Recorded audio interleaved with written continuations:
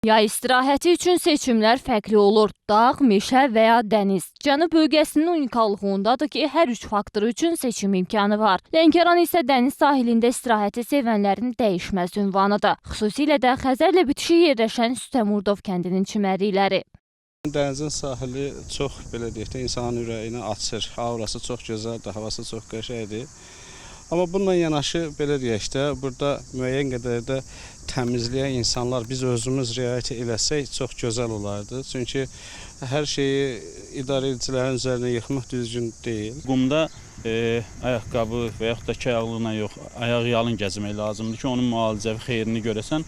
Amma təəssüf ki, biraz yolu bura qət elədikcə ayağa həm tikan, şüşə qırıntıları gözə dəyir və təbii ki, dəmir parçalarının ayağa dəyməsi insanın o istirahətini pozur, orqanizmi həm ayaqlarına zədə yetirə bilir. Ödənişli çimərliklərdə vəziyyət qənaət bəxş olsa da, bunu pulsuz çimərliklərə aid etmək mümkün deyil. Lənkəranın dəniz sahili hərəsindəyik. Sahildə beləcə bu cür şüşə butulkalar sınmış, eyni zamanda da bu əlimdə tutduğumuz isə plastik butulkadır ki, hansı ki bunun çürüməsi üçün 100 illərlə vaxt lazımdır. Lənkəranın bu cür gözəl, füsunkar təbiəti, turizm potensialı belə tullantıların kölgəsində qalmamalıdır. Bəs çıxış yolu nədir? Bu ərazilərdə çoxlu sayda kifayət qədər tullantı qabları yerləşdirmək və onların vaxtında boşalmasını təmin eləmək. Eyni zamanda da ən başlıcası vətəndaş məsuliyyətini daşımağımız. Sahildə təmizlik barədə xəbərdarlıq lövhələri olsa da, görünür buna əhəmiyyət verən azdır. Səyyar çay evi işlədirik. Gələn həm yerli, həm də xarici turistlərimizə xidmət göstəririk. Bizim də burada əsas problemlərimizdən biri məhz elə budur. Ətrafın tullantılarla zibillənməsidir.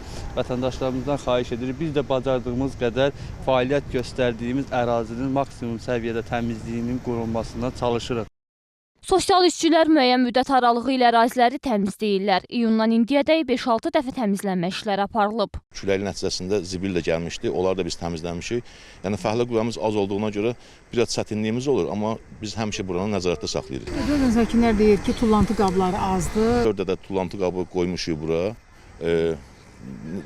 Başqa çıxmasın, onun 2 dənəsi götürüblər, yoxa çıxıb. İndi hal-hazırda 2 dənəsi var, amma bu yaxın günlərdə biz yenə 3 dənə də əlavə zibil tullantısı yeşiyi gətirib qoyacaq bura. Mən təklif eləyərdim ki, bizlə bələdiyyə ilə, Sütəmurdov bələdiyyəsi ilə yanaşı bizə könüllülər də, məsələn, ekologiya idarəsinin könüllüləri də bizə köməklik eləsinlər. Ekoloqlar diqqətə çatdırırlar ki, dəniz sahillərinin çirkləndirilməsi həm ekosistemə, həm də insan sağlamlığına ciddi təhlükə yaradır. Bugün dəniz çirklənirsə, oradakı olan bioresurslar, canlı aləm məhv olur. Ekoloji məsələlərin qorunması, dəniz sahilin problemlərin qorunması təkcə dövlət qurumlarının yox, bu insanların da aktivliyi burada hiss olunmalıdır. Təbiətə atılan hər bir tullantı illərlə ekosistemə zərər vurur və insan sağlamlığı üçün risk yaradır. Mütəxəssislər deyirlər ki, ekoloji tarazlıq pozularaq böyük iqtisadi zərərlərə yol aça bilər.